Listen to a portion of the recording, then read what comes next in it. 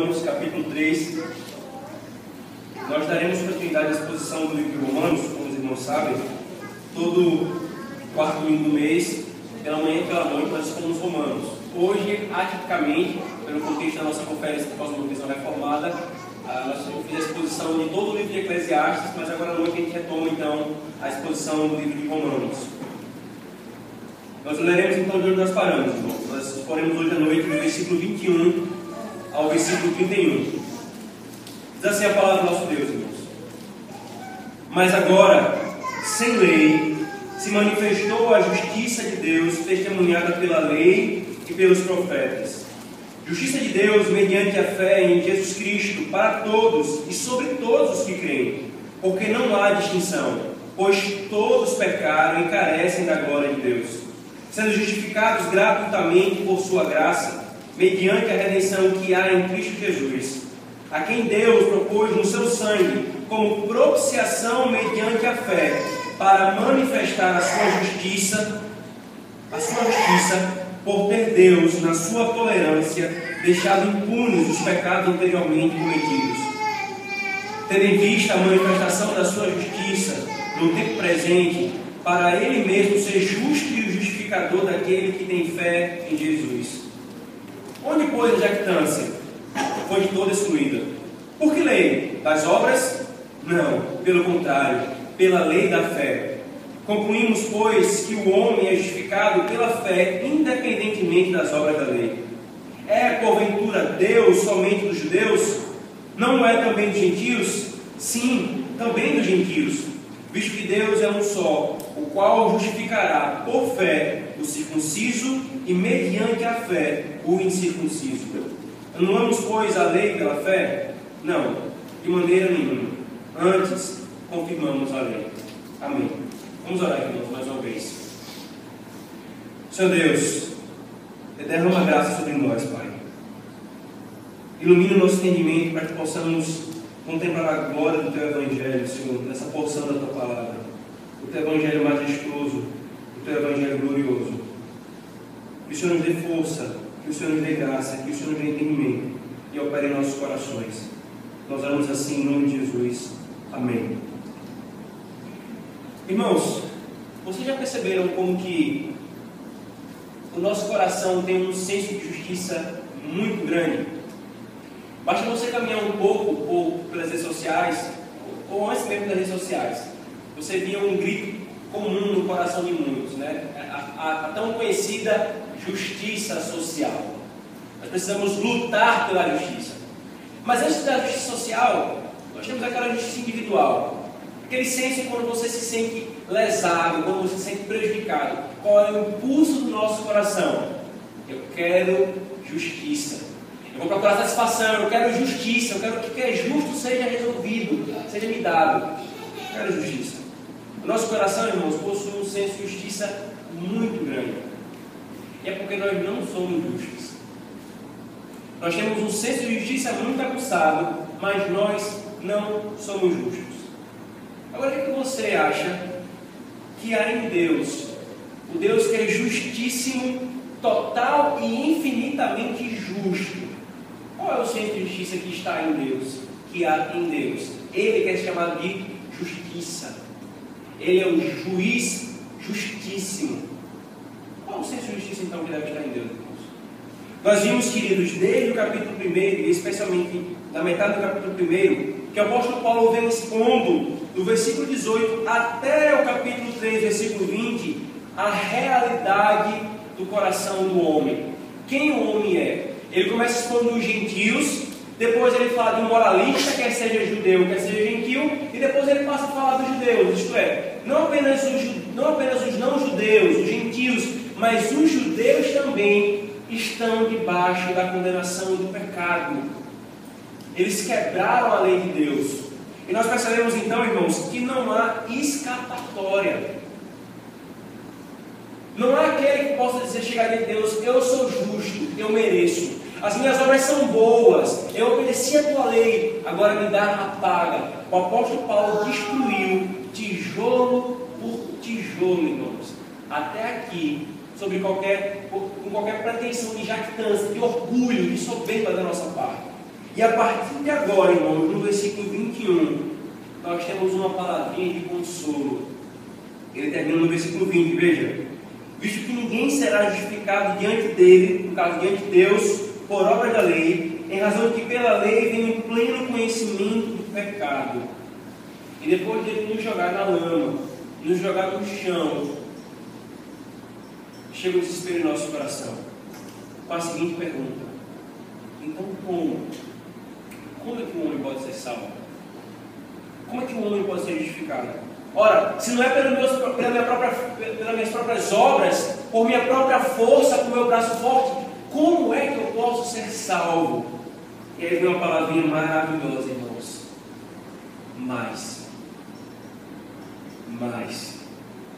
tudo está perdido, se limitar a nós. Mas, Deus fez algo em favor do seu povo.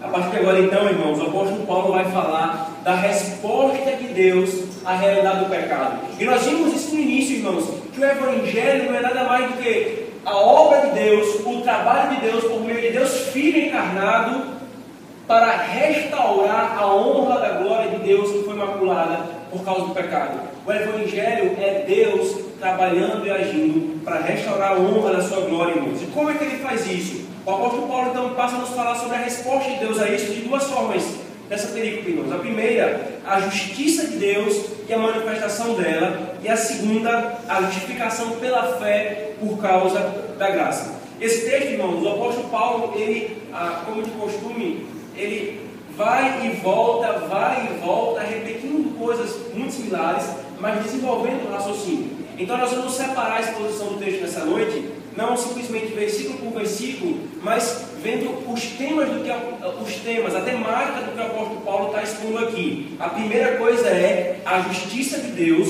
e a manifestação da justiça de Deus. E a segunda coisa é a justificação pela fé por causa da sua graça. E ele então começa, irmão, veja por favor o versículo 21.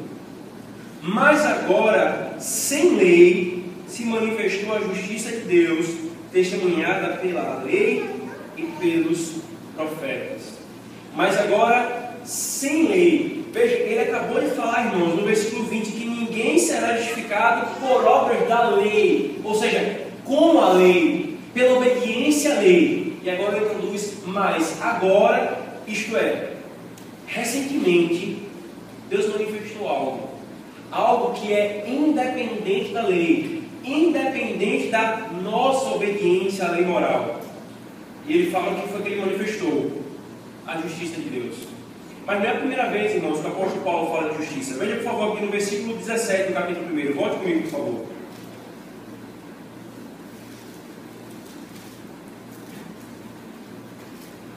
Vamos ler a partir do versículo 16. Pois não me envergonho do Evangelho, porque é o poder de Deus para a salvação de todo aquele que crê, primeiro do judeu e também do grego, visto que a justiça de Deus se revela no Evangelho. De fé em fé está escrito: o justo viverá pela fé. O apóstolo Paulo já havia introduzido esse assunto, irmãos, que é no Evangelho de Deus que a justiça de Deus é vista, é contemplada. E logo em seguida, no versículo 18, ele diz que dos céus se revela a ira de Deus. No Evangelho se revela a justiça. Dos céus, a ira de Deus. E agora ele volta a retomar acerca da temática da justiça de Deus como essencial para o Evangelho, irmãos. Essa justiça, queridos, não é novidade. Muitas pessoas pensam que Deus foi pego de surpresa com a realidade do pecado, ou que a ideia de Jesus Cristo, da encarnação de Cristo, da obra de redenção, foi porque ele tentou com Israel, Israel não deu certo. Ele, já sei, eu tenho um plano B, eu vou enviar Jesus. Não, irmão. Desde o princípio foi intento para a glorificação do nome de Deus, do Deus Trino, a encarnação do Deus Filho e a glorificação do Deus Trino por meio da obra do Deus Filho, irmãos. O apóstolo Paulo fala, versículo 21, essa justiça é testemunhada pela lei e pelos profetas. Nós vimos, irmãos, que quando a Escritura Sagrada se refere à lei, não é simplesmente, nós temos que entender o contexto da referência. No mesmo versículo, quando ele fala, agora sem lei, nós entendemos que no contexto está se referindo à lei moral, à obediência aos 10 mandamentos. Agora ele fala que essa justiça é testemunhada pela lei. Agora nós entendemos que ele está falando do Pentateuco. A lei e os profetas, como resumindo todo o Antigo Testamento. O Antigo Testamento anuncia essa justiça, anuncia o Evangelho de Cristo. Veja, por favor, irmãos, deixa o dedo em Romanos capítulo 3 e vá comigo para 1 Pedro. 1 Pedro, capítulo 1.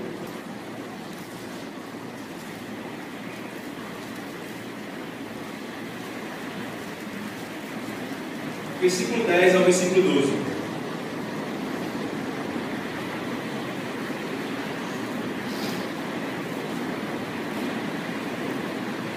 Veja o que Pedro fala.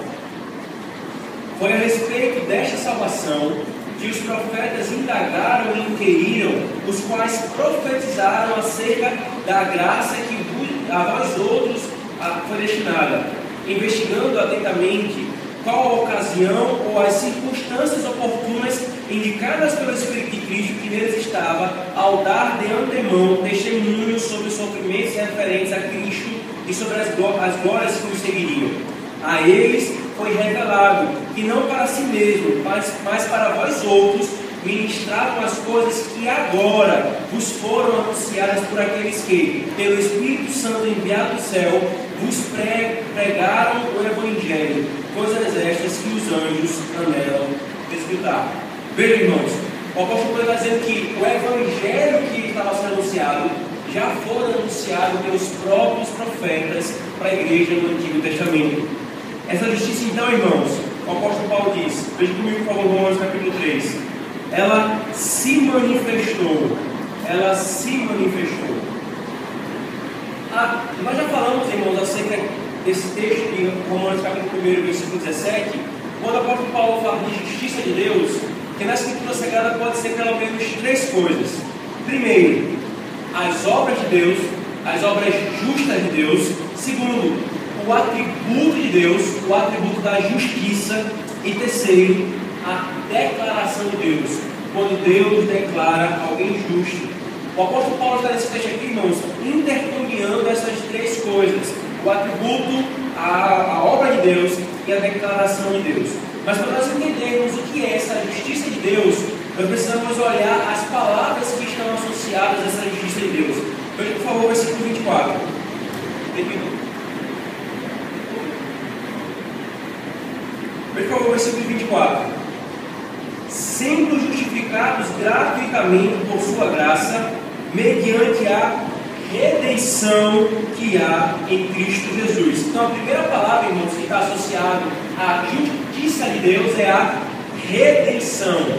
A segunda palavra, no versículo 25, ele diz: a quem Deus propôs no seu sangue como propiciação mediante a fé. Como propiciação mediante a fé. Então, a primeira palavra é redenção, a segunda palavra é propiciação. O que são essas duas coisas, irmãos? A redenção, queridos, a redenção no Antigo Testamento era operada por aquele, de preferência, especialmente um parente na família, que assumia as dívidas de outro. Quando alguém na família tinha uma dívida, o redentor era aquele que assumia a dívida daquele outro. Ou ainda, quando em uma família você tinha uma quantidade de homens, que todos aqueles homens morriam, o mais próximo daquela família tinha a responsabilidade de assumir aquela mulher ou aquelas mulheres daquela família, para que elas não ficassem desamparadas. Esse era chamado de redentor. O maior exemplo, irmão, na Escritura Sagrada é o relacionamento entre Boaz e Ruth. Boaz era o redentor de Ruth. Ruth, casada com uma não judeia, ela não era israelita, casou-se com um israelita. E quando o seu marido morreu, o seu sogro faleceu, tanto a sua sogra quanto ela voltaram para Israel. E elas foram buscar amparo e auxílio do redentor delas, Boaz. Então, para entendermos a justiça de Deus, irmãos, nós precisamos entender essa palavrinha posta aqui: redenção. Alguém que no lugar de outro assume a dívida que pertencia a esse outro, assume a responsabilidade que pertencia a esse outro. A segunda coisa, então, irmãos, é a propiciação. Vamos comigo, por favor, para Levítico, capítulo 1.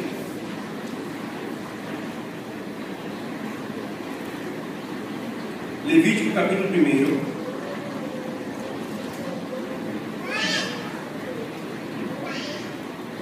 Versículo 3 e 4.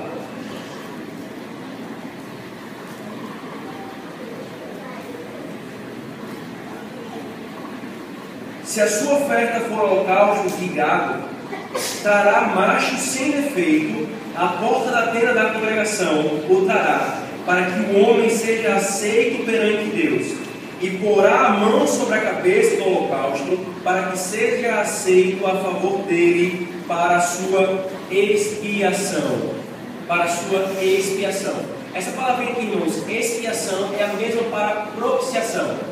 O que Moisés está prescrevendo aqui, irmãos, como revelação do Senhor é: se você quer ser aceito perante Deus, o que você precisa fazer? Ele diz: você trará um animal perfeito, sem defeito, sem mácula, e num rito você imporá a sua mão sobre a cabeça, e esse animal vai ser morto no seu lugar.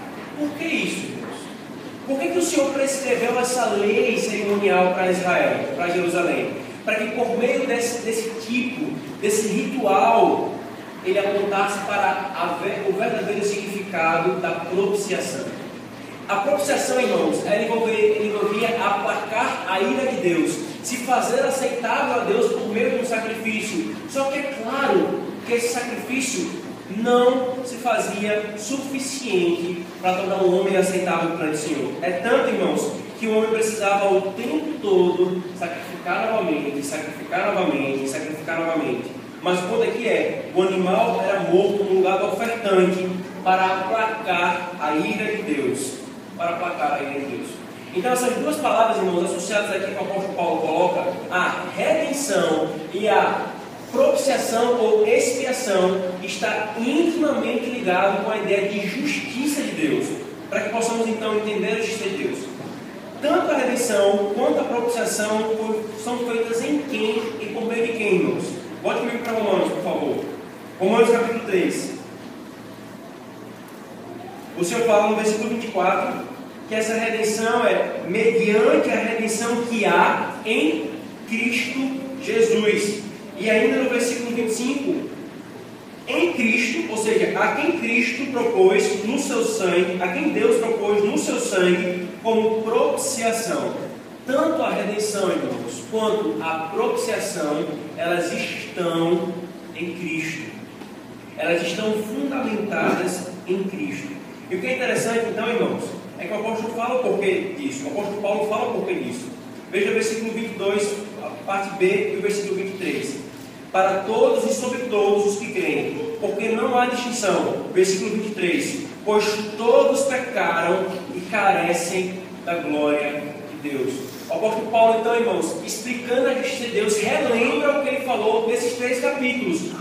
Todos pecaram, todos carecem da glória de Deus, todos estão afastados de Deus, todos precisam dessa redenção, precisam dessa propiciação, precisam que a justiça de Deus seja aplacada, seja suprida. Por isso, então, e é por isso, irmãos, ele fala, voltando para o versículo 21, agora sem lei se manifestou a justiça de Deus. O tempo verbal, irmão, no grego, em que o apóstolo Paulo usa para a manifestação, é o que a gente chama de tempo perfeito. Nós não temos algo similar no português, mas a ideia seria o seguinte: essa manifestação se deu no passado, ela ocorreu de fato no passado, mas ela continua tendo efeitos até hoje. E o que o apóstolo Paulo está se referindo, irmãos? Como manifestação da justiça de Deus. Ele está se referindo, irmãos, à obra de Cristo. A obra de Cristo.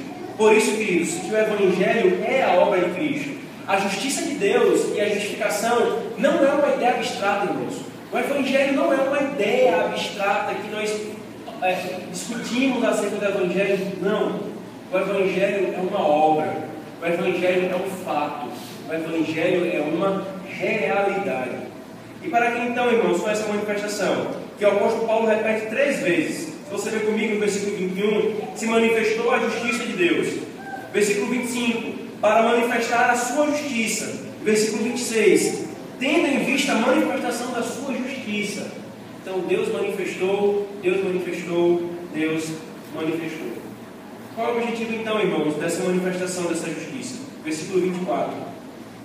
Sendo então justificados gratuitamente por sua graça, mediante a redenção que é em Cristo Jesus, a quem Deus propôs no seu sangue como propiciação, mediante a fé, para manifestar a sua justiça, por ter Deus, na sua tolerância, deixado impunes os pecados anteriormente cometidos.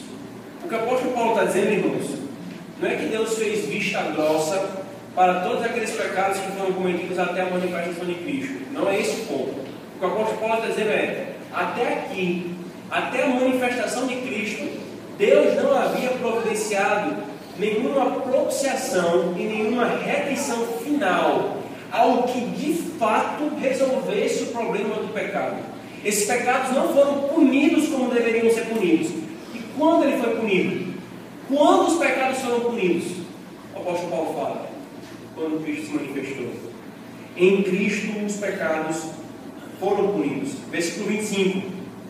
O segundo objetivo é, versículo 26. Tendo em vista a manifestação da sua justiça no tempo presente, para Ele mesmo ser justo e justificador daquele que tem fé em Jesus. Por que Deus manifestou a sua justiça, irmãos? Em Cristo. Por quê? O apóstolo Paulo nos diz, para que o próprio Deus seja justo e justificador. Sabe o que o apóstolo Paulo está dizendo aqui, irmãos? Ele está dizendo que Deus fez tudo o que fez e manifestou a justiça em Cristo, para que em Cristo Ele tanto punisse o pecado, ou seja, fosse justo, e que em Cristo Ele fosse o justificador, isto é, Ele fosse misericordioso, Ele fosse gracioso, Ele desse a sua justiça aos homens, a todos os homens, aos que creem. Aos que creem. O ofendido, irmãos, o apóstolo Paulo está nos dizendo, o ofendido foi quem providenciou o pagamento para a ofensa. E essa é a glória do Evangelho, irmãos. Essa é a glória do Evangelho. Deus, em sua justiça, providenciou o pagamento para a ofensa que nós mesmos fizemos contra Ele. Deus não poderia, irmãos, simplesmente instalar os dedos e perdoar o mundo. E aqui eu não estou dizendo que Deus não é onipotente. Percebe, irmãos, nós já estudamos acerca do ser de Deus, que Deus ele não pode negar a si mesmo. É da natureza do seu ser. Tudo que Ele faz está em conformidade com os seus atributos. É inconcebível, então, irmãos, Ele simplesmente fazer vista grossa para a sua justiça, porque Ele é graça e amor. E muitas pessoas têm uma visão esquizofrênica, torta, esquisita acerca de Deus. Deus é amor, Deus é graça. E como é que eles lidam, então, com a realidade da vida? De maneira licenciosa. Outros, Deus é justiça, Deus é lei. E lidam de maneira legalista com a vida. O Deus que se revela, irmãos, é totalmente justo e totalmente gracioso. É por isso que o Evangelho é o que ele é, irmãos. Ele não simplesmente instalaria os dedos e perdoaria, está todo mundo perdoado, está resolvido, ou então simplesmente deixaria todo mundo ir para o inferno, o que ele poderia fazer, e a sua justiça seria exaltada. Mas é no Evangelho que a justiça e a graça se beijam. É na obra de Cristo que a justiça e a graça de Deus fazem uma linda dança de valsa, encantando e deslumbrando a todos, irmãos. Como então ele exalta os seus atributos? Em Cristo. Em Cristo ele mostra a sua justiça, derramando toda a sua ira sobre Cristo. Em Cristo ele dá a sua justiça, mostrando a sua graça e a sua misericórdia. Alguém precisava pagar o preço. Alguém precisava pagar o preço. Às vezes a gente ganha coisas, né? A gente fica feliz quando a gente ganha coisa. Poxa, eu ganhei de graça, né? De graça o pessoal fala, até injeção na testa. Eu não gostaria de receber injeção na testa de graça. Mas a gente fica feliz quando a gente recebe alguma coisa de graça. Mas alguém pagou por aquilo. Se nós formos jantar em algum canto e nós não pagarmos nada, alguém pagou aquela conta. E a justiça de Deus, irmãos, precisava ser satisfeita. Por isso, irmãos, Cristo, sendo como nós, isto é, assumindo o nosso lugar, e sendo o próprio Deus, aquilo que nós já falamos diversas vezes para os irmãos, plenamente Deus e plenamente homem, somente assim ele poderia pagar a justiça de Deus, e isso ter efeito eterno e perpétuo para nós, irmãos. Alguns podem pensar que a maior manifestação da justiça de Deus se deu no Éden, quando ele expulsou Adão. Outros podem pensar que a maior manifestação da justiça e ira de Deus foi quando ele destruiu o mundo com o dilúvio. Outros ainda podem pensar, não, foi quando Deus ele destruiu Sodoma e Gomorra com fogo. Mas nenhuma dessas manifestações, irmãos, se compara ao que Deus fez na cruz. Todas essas, irmãos, poderiam ser chamadas, se você me permite a ilustração, uma amostra grátis. O dilúvio, comparado com o que Deus fez na cruz, irmãos, é uma amostra grátis.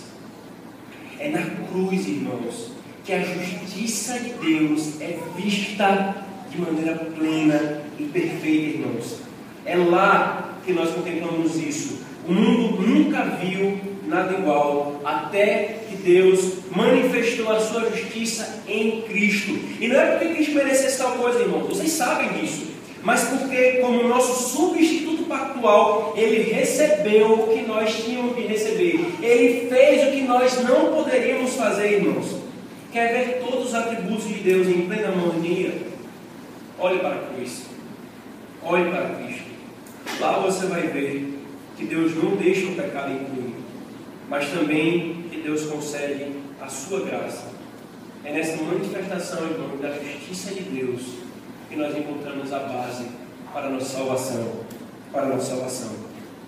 Mas agora, irmãos, o apóstolo Paulo fala do como e por causa do que essa justiça passa a ser nossa. Ok, o apóstolo Paulo, não podemos falar. Nós entendemos que Deus manifestou a sua justiça, entendemos o porquê que Ele fez isso. Ele quer ser justo, isto é, punir o pecado como deve ser punido, mas também ser justificador, ser gracioso, derramar a sua graça sobre os homens. A pergunta é, como? Como essa justiça é minha? É o que ele vai responder agora, irmãos. Veja, a segunda coisa que o apóstolo Paulo nos fala é a causa dessa manifestação e o meio de nós participarmos dessa manifestação. Vamos ver então a causa primeiro, versículo 24.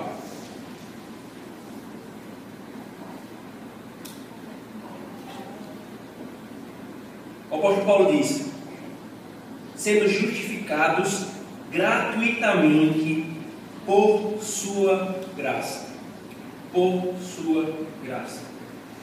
Irmãos, eu vou ler de novo, certo? Sendo justificados gratuitamente por sua graça. Esse por sua, no grego, é literalmente por causa da sua graça. Mas preste atenção numa coisa. Se eu falasse para os irmãos subir para cima, descer para baixo, os irmãos entenderiam o que eu estava fazendo. Falando assim, pastor, é um pleonasmo vicioso. Mas aqui é uma ênfase. Ele gratuitamente, por sua graça, fez o que ele fez. A causa, irmãos, do Evangelho é a graça de Deus. Isso é fundamental para o Evangelho, irmãos. A causa da manifestação da justiça e a aplicação dela não é a fé. Alguém vai falar assim, desculpa, irmão. Eu sou salvo por causa da fé. Não. Nós não somos salvos por causa da fé. Nós somos salvos por causa da graça. Ou ainda, alguém pode falar, eu sou salvo por causa do meu livre-arbítrio, da minha livre escolha. Não, eu não sou salvo por causa do meu livre-arbítrio. Ou então, não, eu sou salvo por causa das minhas obras. Ou, por necessidade, Deus tinha necessário me salvar. Não há nenhuma dessas coisas, irmãos, a causa da salvação, do Evangelho. Não há nada em nós, ou algo que seja fora de Deus, que causou o Evangelho, que causou a obra da redenção. A causa do Evangelho, irmãos, reside apenas na graça de Deus, porque Ele é gracioso. E aí nós entendemos a insanidade de um grupo teológico chamado os arminianos, que fala assim, porque Deus viu que nós queríamos, então Ele foi lá e fez.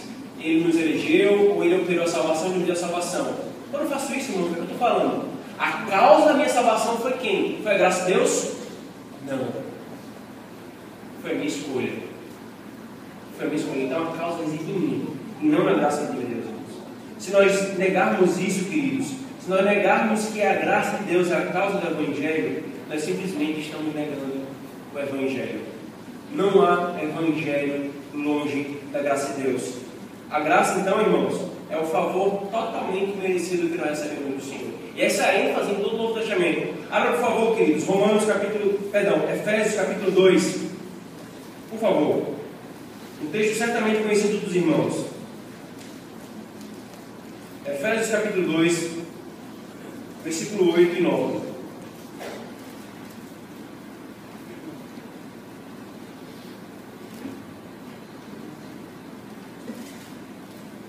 Porque pela graça, por causa da graça, sois salvos mediante a fé. E isto não vem de vós, é dom de Deus, não de obras, ou seja, não por causa de obras, para que ninguém se glorie.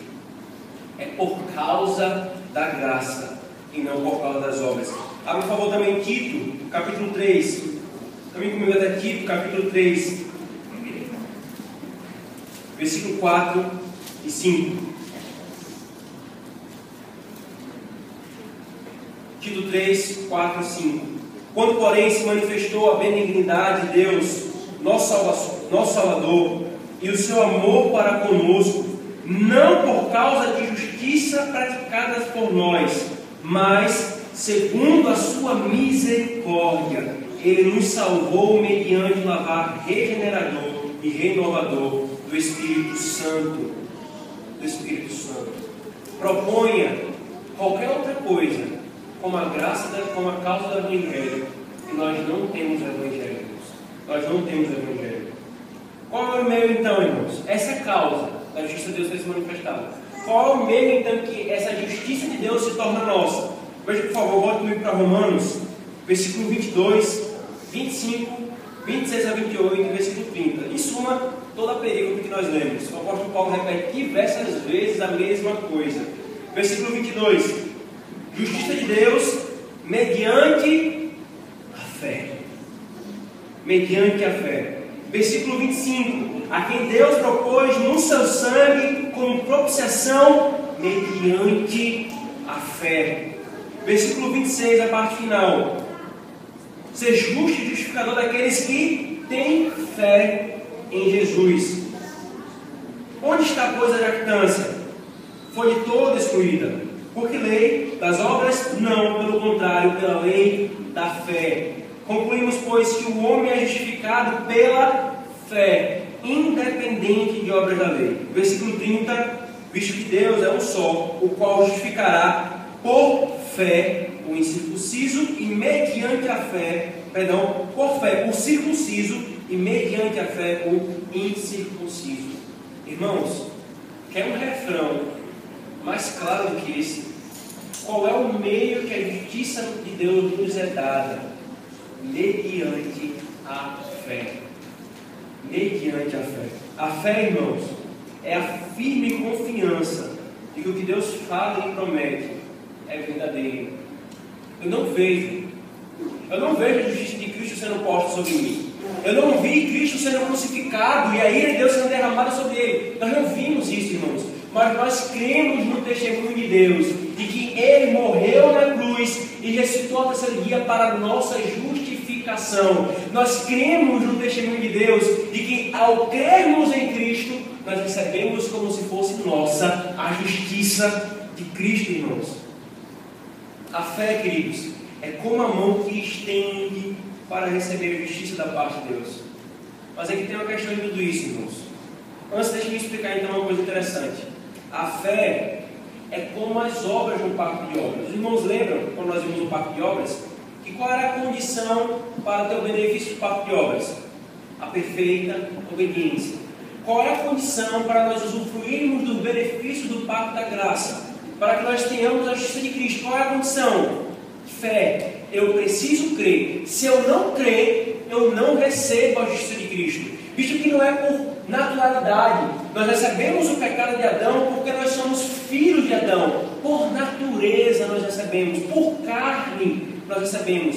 Mas a justiça de Cristo é espiritual. Ela precisa ser dada por meios espirituais. Por isso, irmãos, a fé é um pré-requisito, é uma condição essencial e indispensável para o ter a justiça de Cristo. Mas se você está acompanhando o raciocínio comigo, você vai pensar, pastor, e se a justiça é uma condição, se a fé é uma condição para receber a justiça de Cristo, e se eu crer, logo a fé é uma obra minha, sou eu que estou fazendo. E você chegaria a um ponto correto do seu raciocínio. Seria exatamente isso, irmãos. Se nós pudéssemos crer por nós mesmos. É por isso, irmãos, que o tempo todo a Escritura Sagrada nos mostra que sim, a fé é a condição para nós recebermos a justiça de Deus. E sim, nós não conseguimos crer por nós mesmos.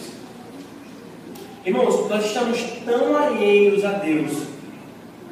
Lembremos, irmãos, de todo o pano de fundo que o apóstolo Paulo falou para nós. Não há ninguém que faça o bem, nenhum sequer. A fé é um bem espiritual? É. Logo, eu e você não poderíamos crer por nós mesmos no Deus Salvador, vivo e verdadeiro. É por isso que o tempo todo, irmãos, a Escritura nos apresenta a fé como um dom de Deus. Não é que nós não cremos, nós cremos sim, mas é obra de Deus em nós.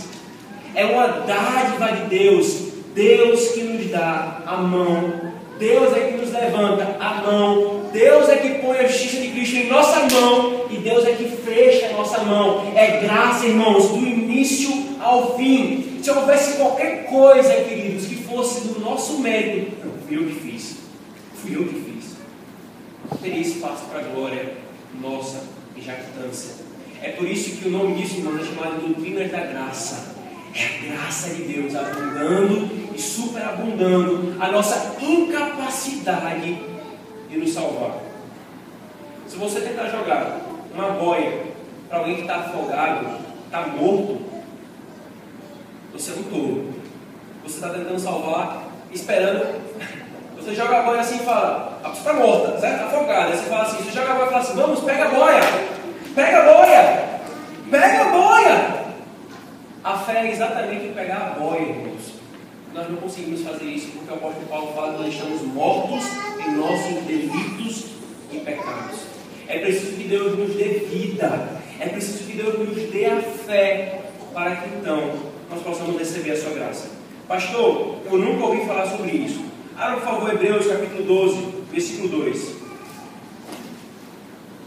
Hebreus capítulo 12, versículo 2.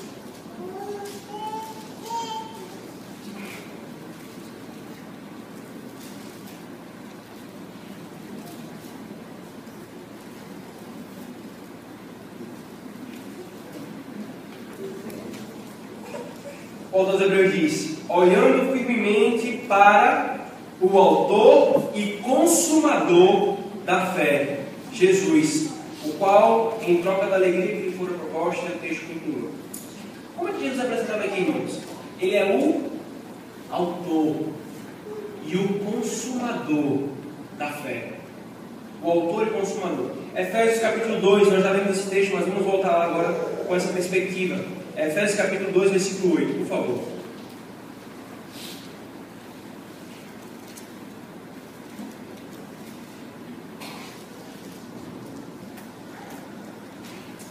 Porque pela graça sois salvos mediante a fé, e isto não vem de vós, é dom de Deus. Há uma discussão muito interessante aqui, irmãos, com esse pronome isto, né? Que faz referência, a pergunta é, a salvação pela graça ou a fé? Porque o pronome está no neutro, e tanto a salvação quanto a fé são palavras femininas no inglês. Mas o ponto é, quer seja salvação, quer seja fé, vem como dom de Deus. Vem como um dom de Deus. E o apóstolo Paulo, então, irmãos, reafirma que a fé é essencial para isso. Veja, por favor, Gálatas, vira a página comigo, Gálatas capítulo 3, versículo 22.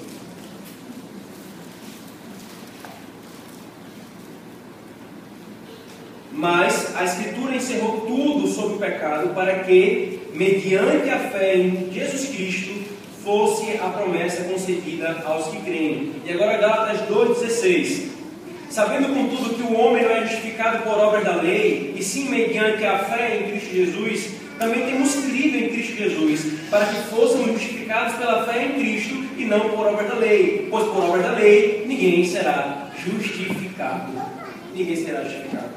Irmãos, tinha de ser pela fé, e tinha de ser como um dom de Deus, pois somente com ela Deus é glorificado, pois tira toda e qualquer possibilidade de glória para nós. Adão precisava crer no que Deus prometeu, e ele não creu. Nós somos chamados a crer no que Deus prometeu em Cristo, e Ele nos capacita a crermos. A fé, irmãos, ela se esvazia de si mesmo, e dá confiança em si mesmo, para ser colocada apenas em Cristo. Em Cristo. Agora, por favor, o versículo 27 do texto que nós estamos pondo. Romanos 3, versículo 27. Onde, pois, a jactância foi de toda excluída? Por que lei? Das obras? Não, pelo contrário, pela lei da fé. O que o apóstolo Paulo está dizendo, irmãos? Que foi exatamente para que tirasse todo o orgulho e soberba do nosso coração. Qualquer tentativa de achar, fui eu que consegui a minha salvação, ele fala, foi tudo encerrado pela fé. Porque somente pela fé que Deus então vai ser glorificado nessa obra de redenção. O que se espera então, irmãos, daqueles que creem e que são salvos pela fé? Humildade. É o que o apóstolo Paulo está dizendo. Humildade é o que se espera dos que foram salvos pela fé. Como é consistente encontrar alguém que abre a boca para dizer que é justificado, mas que é extremamente orgulhoso de suas realizações? Veja como eu sou bom. Veja como eu faço coisas boas. Eu convivi, irmãos, com uma menininha muito engraçada, muito curiosa. Certa vez, isso lá em Recife, né? E estávamos eu e o pai dela no carro, e certa vez ela virou para mim assim e disse: tio, sou fofa, né? Veja como eu sou fofa. Veja como eu sou fofa. Eu ri assim, achei engraçada a situação. Mas é exatamente isso, irmãos. Essa situação inusitada, até chega a ser um pouco, né, esquisita. A pessoa virar para você assim: veja como eu sou fofa. Veja como eu sou fofa. É exatamente isso, irmãos, que está em nosso coração. Quando nós abrimos a boca para falar, somos salvos pela fé, por causa da graça. E nós viramos para Deus e falamos: veja como eu sou bom, Senhor. Ou então vira o próximo ano e fala: veja que coisa maravilhosa eu fiz. Por isso, irmãos, são justificados aqueles que creem. Somente os que creem. A fé é a condição. Não há salvação para quem não crê. Ninguém. O apóstolo Paulo já havia falado isso, irmãos, em Romanos capítulo 1, versículo 17, que é somente aos que creem que recebem essa salvação. Se não crê em Cristo, João fala em João capítulo 3, versículo 33, já está condenado. Por quê? Porque a justiça de Deus foi derramada então sobre você e não sobre Cristo. Quando nós cremos em Cristo, irmãos, Cristo é o nosso refúgio e fortaleza, como nós cantamos hoje. O Senhor dos Exércitos está conosco aqui. Ele é o nosso refúgio e a nossa fortaleza. Como é que nós então fugimos da justiça de Deus? Como é que nós escapamos da sua ira? Não é correndo de Deus, mas é correndo para Deus. É se escondendo em Cristo, o único refúgio que Deus providenciou para escaparmos da sua justiça. O que é então, irmãos, tudo isso que nós estamos falando? É exatamente o ponto maravilhoso do Evangelho: justificação. É quando Deus dá a nós, irmãos, a justiça de Cristo. É quando Deus nos declara justos quando nós éramos injustos. Isso é feito de maneira arbitrária? Não, porque Cristo cumpriu toda a justiça. E porque nós estamos em Cristo, unidos a Cristo pela fé, Deus nos vê como justos, quando nós não somos justos. Nosso breve catecismo, irmão, na pergunta 33, diz assim: o que é justificação? Justificação é um ato da livre graça de Deus, no qual Ele Ele perdoa todos os nossos pecados e nos aceita como justos diante de si, somente por causa da justiça de Cristo, a nós imputada, recebida pela fé. Assim como o pecado de Adão, irmãos, foi imputado a nós, porque ele era nosso representante pactual, assim a justiça de Cristo é imputada sobre aqueles que Ele representou pactualmente e que têm acesso a essa justiça pela fé. Por isso, irmão, nessa resposta, nós temos dois aspectos da justificação: um aspecto negativo e um aspecto positivo. Deixa-me mostrar para você como seria isso. Você está devendo uma fortuna, digamos, R$1 bilhão. Você tem um saldo negativo de R$1 bilhão. Quando Deus nos perdoa do nosso pecado, irmãos, para onde vai esse saldo? Para zero. Se Deus simplesmente nos perdoasse, irmãos, se a justificação fosse apenas um perdão dos pecados, nós voltaríamos ao estágio e ao estado de Adão. Poderíamos voltar tudo de novo, cairíamos nos mesmos pecados. Mas o que é justificação, irmãos? Deus, Ele perdoa os nossos pecados, saldo zero, certo? Negativo para zero. E Ele nos dá a justiça de Cristo. Agora, irmãos, nós estávamos para infinitamente negativo, passamos até agora infinitamente positivo. Por causa da nossa justiça? Não. Por causa da justiça de Cristo. A justificação, irmãos, é Deus nos dando a justiça de Cristo como se fosse uma veste. Nós nos vestimos com essa justiça. Agora, nós somos recebidos por Deus como se fôssemos o próprio Cristo. Aqui então, irmão, nós percebemos o erro dos romanistas, por exemplo. Para os romanistas, a justificação é Deus infunde graça para que você então, com essa graça que Deus lhe deu, complete a sua obra de justificação. Então a justificação não é uma obra da livre graça de Deus, mas é o que você faz com Deus. Quando o que a Escritura nos ensina é Deus nos declara justo, Deus nos dá a justiça de Cristo. E o mesmo erro está em outras religiões, irmãos, quando elas por suas próprias obras pretendem se justificar diante de Deus. A obediência de Cristo, então, irmãos, e tudo isso é fundamental. É por isso que o apóstolo Paulo fala que foi necessário que Cristo nascesse debaixo da lei. Ele, que é o autor da própria lei, se submeteu à lei, que nós estávamos sujeitos, mas não conseguimos cumprir. Então ele cumpriu perfeitamente tudo. É por isso que os apóstolos dizem que em Cristo não há pecado algum. Para quê? Para que então pudesse nos dar a sua justiça perfeita. Cristo, irmãos, é o que temos de mais precioso. O que nós chamamos de mais precioso. Não queiramos, irmãos, aparecer diante de Deus sem as vestes da justiça de Cristo. Sem ela, eu e você somos fulminados. Sem as vestes da justiça de Cristo, irmãos, a visão de Deus será a mais aterrorizante que você pode imaginar. Acima de qualquer coisa que você possa imaginar. Pense no que você tenha mais medo. Agora multiplique por infinito. Essa vai ser a visão que você vai ter de Deus sem a justiça de Cristo. Mas tendo a justiça de Cristo, irmão, você terá a visão mais bela e graciosa, mais bem-aventurada, mais extasiante, mais prazerosa, mais satisfatória, porque você tem a justiça de Cristo sobre você. A justiça de Deus, irmãos, fora de Cristo, pela incredulidade, vai lhe destruir. Mas a justiça de Deus em Cristo, pela fé, te torna aceitável diante de Deus. Por isso, irmãos, uma pergunta simples em tudo isso. Uma pergunta é essencial ser feita, irmãos. Você realmente creu em Cristo para a sua salvação? Pastor, todos nós aqui somos crentes. Como é que você pode fazer essa pergunta, irmãos? Eu não estou perguntando quanto tempo você tem de igreja. Eu não estou perguntando se você já teve alguma experiência maravilhosa, se você até já fez milagres. Eu não estou perguntando isso, porque nenhuma dessas coisas são salvíficas. O que salva e nos dá a justiça de Cristo é a fé.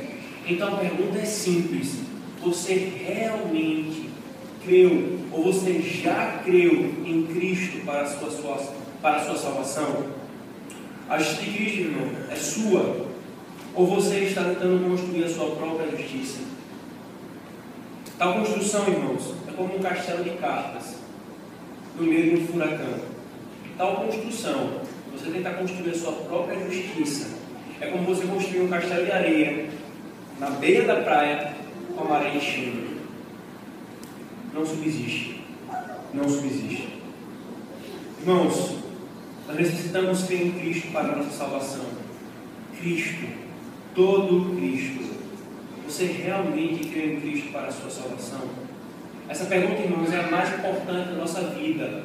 Ela é essencial. E no dia do juízo, é a resposta a essa pergunta que nos importará. Se você ainda não creu, Deus te chama. Creia em Cristo.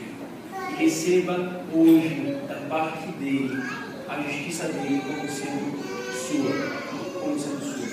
Se você ainda não entendeu, então as crianças, o que é a justificação? Imagine você uma criança Uma criança que construiu um barquinho com todo cuidado, com todo carinho. Ele amava brincar com aquele barquinho. E ele corria com o barquinho pelos bueiros da cidade. Um certo dia esse barquinho se torou do seu cabo e se perdeu. Alguém achou esse barquinho e colocou à venda por R$20. E então esse menino, passando na frente da loja, viu aquele barquinho. E aquele barco é meu! É meu aquele barquinho! Então ele entrou na loja e falou com o dono da loja e fez: aquele barco é meu, eu quero que você me devolva esse barco. Esse barco é seu, não. Eu achei, agora ele está à venda. Você precisa comprar se você quiser esse barco. Então esse menino ele volta para casa, pega os R$20, compra o barquinho porque ele amava aquele barquinho. E ele leva para baixo, ele leva para casa embaixo dos seus braços, o barquinho dizendo: agora você é meu 2 vezes. Eu te criei e eu te comprei. Isso é justificação, irmãos. Você foi criado por Deus, mas por causa do nosso pecado, irmão, nós nos distanciamos do Senhor. É pela justificação, então, que o Senhor fala novamente: você é meu. Creia em Cristo, você receberá a justiça dele e se torna aceitável diante do Senhor. Oremos, irmãos.